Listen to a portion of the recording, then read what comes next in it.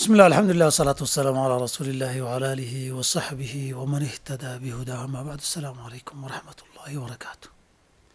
kusoo dhowaada waa barnaamijkeennii su-aasha maanta. waxaan filayaa muddadii ramadaankii baynu kala maqnayn, haddana sideenna caadiga ahayd baynu ugu soo laaban doonaa silsiladihii kala duwanaa ee su-aalaha dadka. su-aasha maanta qofku wuxuuna weydiinayaa, gaalada ma loo ducayn karaa siiba wakhtigan cudurku uu jiro?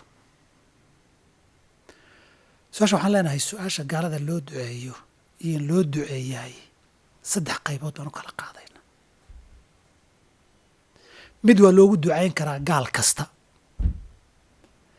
cadow iyo nabadku dooni ha noqdee, waa bilhidaayati iyo hanuun ilaahay inuu soo hanuuniyo, xaqana tuso, waa loogu ducayn karaa. intaan ogahayna laa khilaafa bayna ahli اlcilmi fii hada, wax khilaaf oo culummada dhexdooda ka jira ma ogi.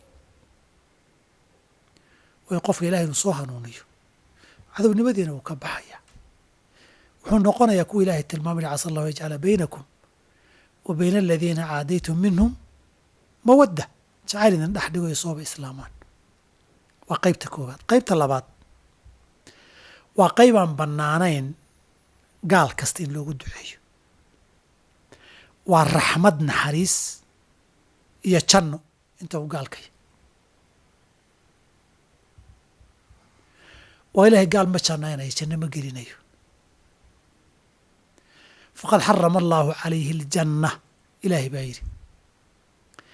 qaybna waa qayb gaalada qaarna loogu ducayn karo, qaarna aan loogu ducayn karin. manaaficu dunyaa, adduunyada manaaficdeeda, caafimaadka, caruurta, nabadda, ilaahay maalka, in ilaahay siiyo, waxaa loogu ducayn karaa gaalka aan muxaaribka ahayn, ee ixsaanka iyo samaha in loo sameeya la ogolya. ilahayna u yihi laa yanhakum allahu can aladiina lam yuqaatiluukum fi اddiini walam yukhrijuukum min diyaarikum an tabaruuhum wa tuqsituu ilayhim. saxaabadana waa ka sugan tahay.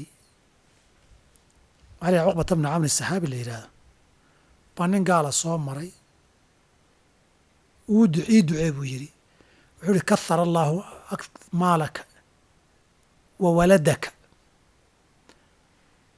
maalkaaga iyo ilmahaagaba allaha badiyo.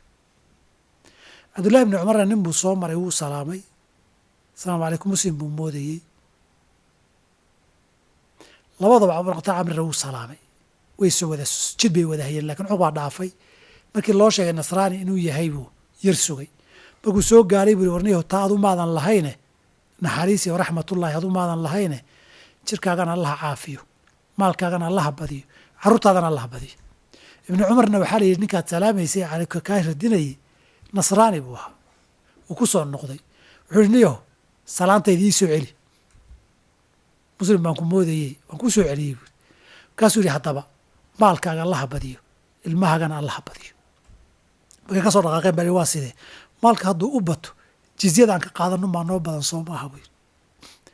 bimacnaa qofkan waa loo tacsiyeyn karaa, bedel khayr qaba allaha ku siiyo, sabir allaha kaa siiyo, meydkaagii allah u naxariista, lakin meydkii gaal aha lama dhihi karo.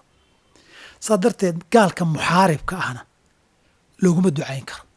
maalkaaga allaha badiyo, dadkaagana allaha badiyo, dee dagaalkaad igula jirtay dhibka usii garabsa wey.